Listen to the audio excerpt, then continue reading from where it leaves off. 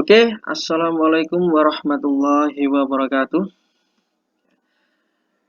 Salam semangat selalu, meskipun dalam masa pandemi COVID-19 seperti ini, marilah kita tetap untuk semangat, untuk selalu dan selalu belajar. Ya. Pada kesempatan kali ini, saya Muhammad Arif Sugianto, bisa dipanggil Pak Arif, akan menjelaskan mengenai materi kalian, mata pelajaran kalian, yaitu pendidikan agama Islam dan budi pekerti. Nah, namun sebelum memulai kegiatan pada kesempatan kali ini, marilah kita awali dengan berdoa, yaitu marilah kita baca Ummul Quran bersama-sama. Ila hadrat Mustafa Muhammadin sallallahu alaihi wasallam, syawadillahi lahumul fatihah. أعوذ بالله من الشيطان الرجيم بسم الله الرحمن الرحيم الحمد لله رب العالمين الرحمن الرحيم مالك يوم الدين إياك نعبد وإياك نستعين اهدنا الصراط المستقيم صراط الذين أنعمت عليهم غير المغضوب عليهم ولا الضالين آمين. Oke, pada kesempatan kali ini Pak Arif akan menjelaskan mengenai bab-bab apa saja sih yang akan kita bahas di semester pertama ini. Jadi di kelas 12 ini ya, kita akan di semester pertama ini kita akan membahas 4 bab ya. Yang bab pertama yaitu berpikir kritis dan demokrasi. Bab kedua yaitu kehidupan manusia di hari kiamat. Bab ketiga, nikmat kerja keras dan tanggung jawab. Bab keempat adalah pernikahan dalam Islam. Pada bab pertama ini kita akan membahas mengenai berpikir kritis dan demokrasi. Apa sih itu berpikir kritis? Apa sih itu demokrasi? Ya. Jadi di sini pada bab 1 ada Quran surat Al-Imran ayat 159. Di mana Quran surat Al-Imran ayat 159 ini adalah merupakan dalil penguat bahwasanya agama Islam, Allah Subhanahu wa taala menugaskan manusia atau mewajibkan manusia untuk selalu bermusyawarah ya dalam menyikapi suatu masalah untuk mencari solusi yang terbaik. Mari kita baca Quran surat Al-Imran ayat 159. A'udzu billahi minasy syaithanir rajim. Bismillahirrahmanirrahim. فبما رحمة من الله لنت له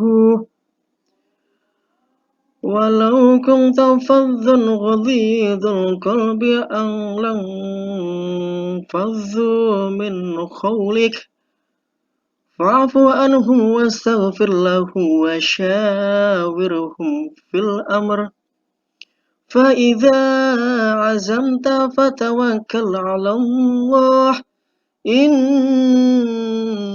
الله يحب المتوكلين Shadaqallahul azim.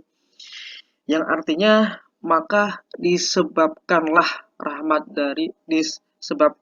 dari Allah lah kamu bersikap atau berlaku lemah lembut terhadap mereka. Sekiranya kamu bersikap keras lagi berhati kasar, tentulah mereka menjauhkan diri dari lingkunganmu. Karena itu maafkanlah mereka, mohonkanlah ampun bagi mereka, dan bermusyawarahlah dengan mereka dalam urusan itu. Kemudian apabila kamu telah membulatkan tekad, bertakwalah kepada Allah. Sesungguhnya Allah menyukai orang-orang yang bertawakal kepadanya. Jadi dalam surat Al-Imran di sini sudah disebutkan bahwasanya bermusyawarahlah ketika ada suatu permasalahan yang harus dipermusyawarahkan, harus diperundingkan. Agar apa? Agar nanti ada solusi, ada munculnya mufakat dalam musyawarah tersebut. Nah, turunnya Quran surat Al-Imran ayat 159 ini ya dikarenakan setelah perang Badar dulu Rasulullah Shallallahu Alaihi Wasallam dilema terhadap apa sih yang akan dilakukan oleh para sahabat dan juga Rasulullah sendiri terhadap para tawanan perang. Nah, di sini Rasulullah SAW mengajak berunding sahabat-sahabatnya yaitu Abu Bakar radhiyallahu an dan juga Umar bin Khattab ya radhiyallahu an. Jadi beliau berunding dengan sahabat-sahabat beliau dan Abu Bakar berpendapat bahwasanya para tawanan tersebut dikembalikan lagi pada keluarganya namun harus dengan tebusan. Itu pendapat sahabat Rasulullah Abu Bakar radhiyallahu anhu. Sedangkan pendapat dari Umar bin Khattab ya radhiyallahu anhu, sahabat Rasulullah sallallahu alaihi wasallam, beliau berpendapat bahwasanya para tawanan tersebut harus dibunuh. Tapi yang membunuhnya adalah keluarganya sendiri. Namun mendengar pendapat-pendapat dari sahabat-sahabat dari Rasulullah SAW ini, Rasulullah masih bimbang dalam artian bimbang mengenai penyelesaiannya dan tidak diambil dari pendapat kedua-duanya. Jadi maka dari itu turunlah ayat ini, yaitu yang mengutus bahwasanya tetap dalam menyelesaikan sesuatu harus dirundingkan secara musyawarah dengan mereka dengan perlakuan dan yang baik, maka mereka tersebut para tawanan tidak menjauh dari agama Islam. Itu sebab turunnya Quran surat Al-Imran ayat 159. Nah, apa sih demokrasi dan musyawarah itu? Jadi demokrasi dan musyawarah itu berbeda sedikit ya, antara demokrasi dan musyawarah. Mungkin bedanya sedikit sekali ya. Kalau demokrasi ya, itu diciptakan dari orang-orang Barat atau Eropa dan lain sebagainya. Sedangkan musyawarah dalam Islam itu berasal dari negara-negara timur. Yang kedua perbedaannya, dan keputusan dalam demokrasi itu diambil sesuai dengan suara terbesar, suara terbanyak ya maksud saya, seperti pemilu dan lain sebagainya itu dengan sistem demokrasi. Itu namanya sistem demokrasi.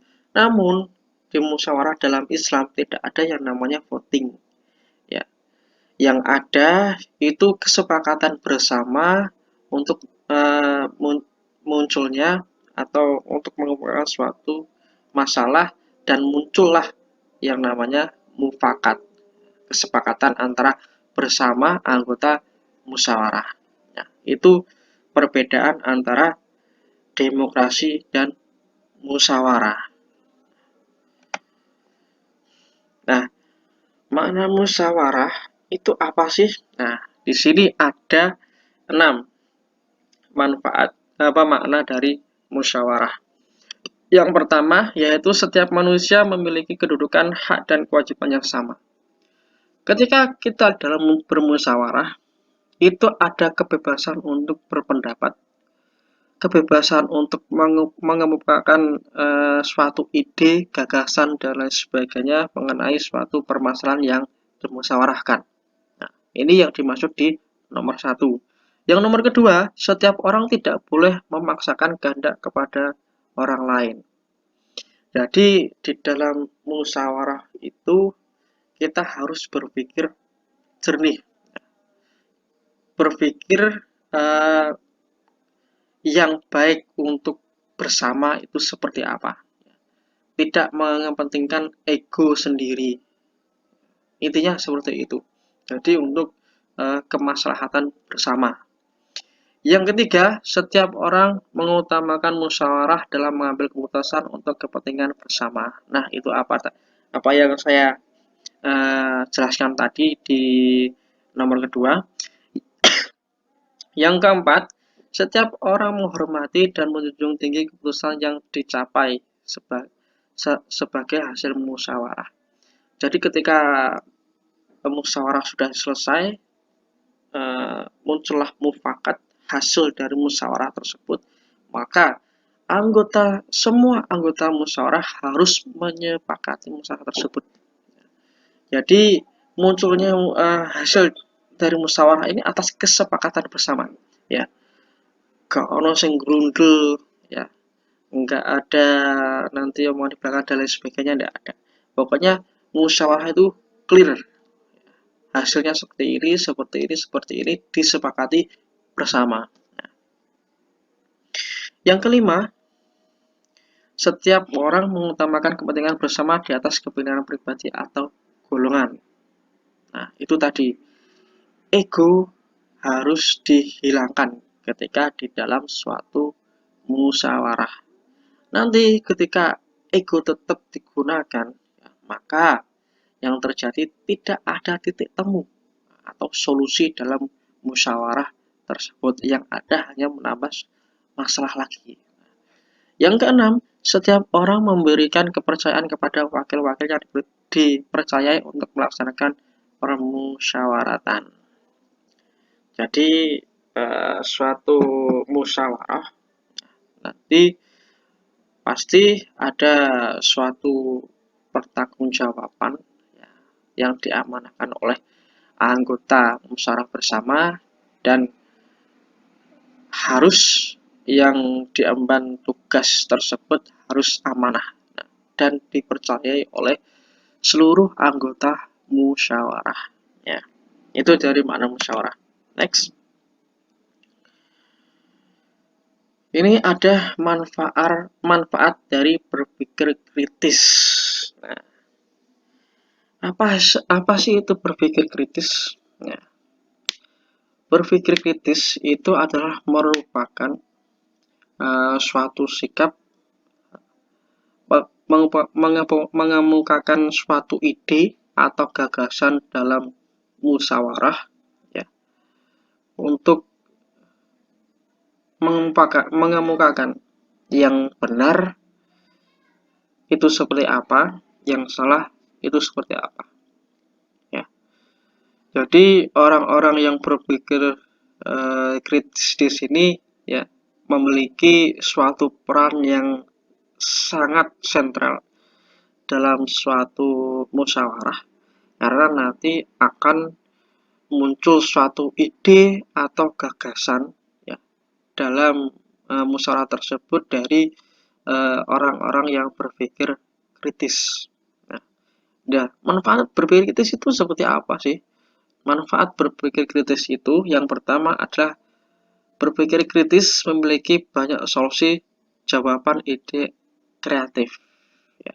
Jadi itu apa yang saya jelaskan tadi, bahwasanya ketika di musyawarah pasti orang-orang yang berpikir kritis seperti ini akan selalu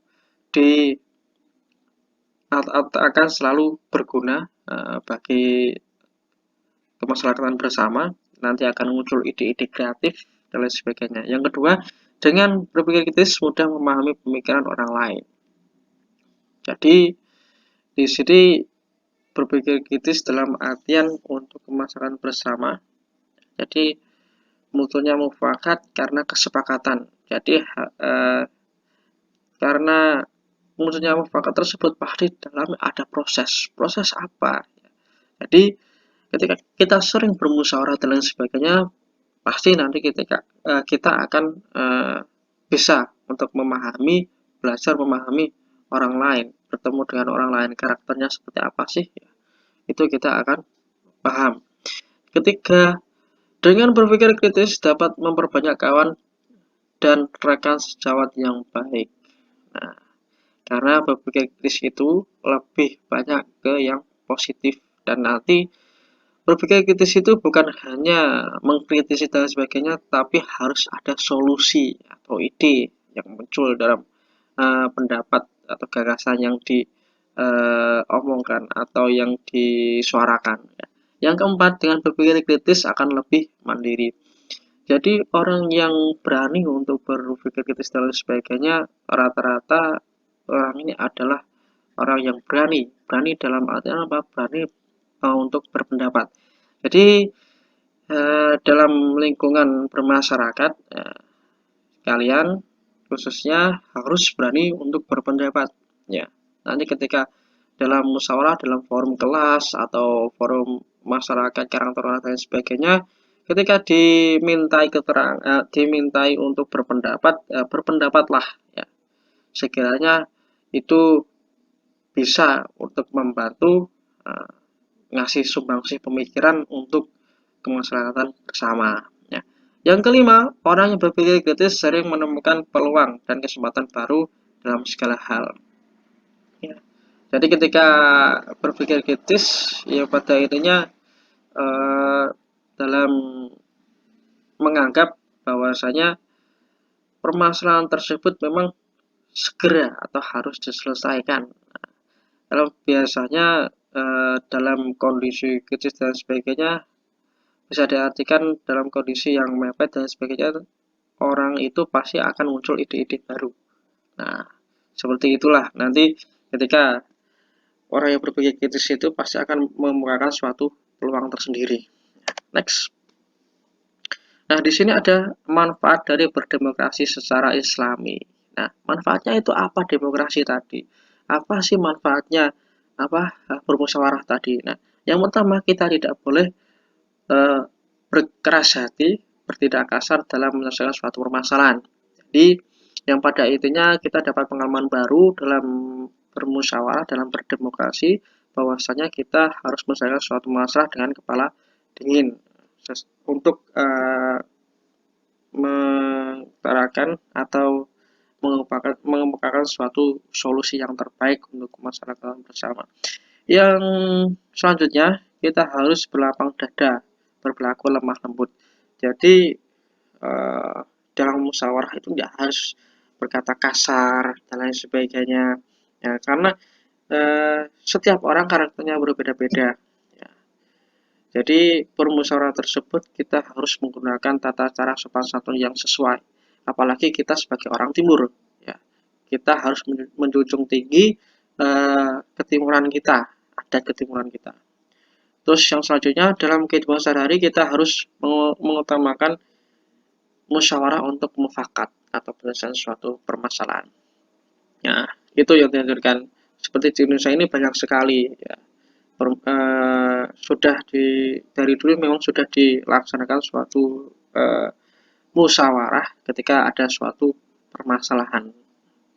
Contohnya di lingkungan RT kalian ketika ada suatu masalah dan sebagainya, pasti ada suatu forum RT untuk bermusyawarah. Yang selanjutnya, kita selalu berserah diri kepada Allah Subhanahu wa taala. Ketika orang yang berdemokrasi, bermusyawarah dan menyepakati suatu hal dan sebagainya, maka seluruhnya apa yang sudah disepakati nanti, maka haruslah diri kita untuk resiko selanjutnya berserah diri kepada Allah Subhanahu wa taala. Apa yang akan terjadi besok atau dan lain sebagainya, kita harus bisa untuk istilahnya memberikan suatu tindakan. Jadi di samping bermusyawarah tadi, kita harus juga ikhtiar, kita harus berdoa agar supaya apa yang kita sepakati itu nanti disepakati di musyawarah akan bisa bermanfaat bagi orang banyak. Nah, Itu tadi sedikit ya yang bisa Pak Arif jelaskan mengenai bab pertama, yaitu berpikir kritis dan demokrasi. Nah, apabila ada yang mau ditanyakan, silahkan ditanyakan, bisa komen di kolom komentar di bawah ya, di Google Classroom ya, ketika jadwal daring kalian sudah dimulai ya. Jadi itu dari Pak Arif, sedikit saja. Apabila ada kesalahan, salah-salah kata atau kelalaian dari Pak Arif mohon maaf yang sebesar-besarnya, karena Pak Arif hanya manusia biasa yang tak luput dari salah dan kelalaian.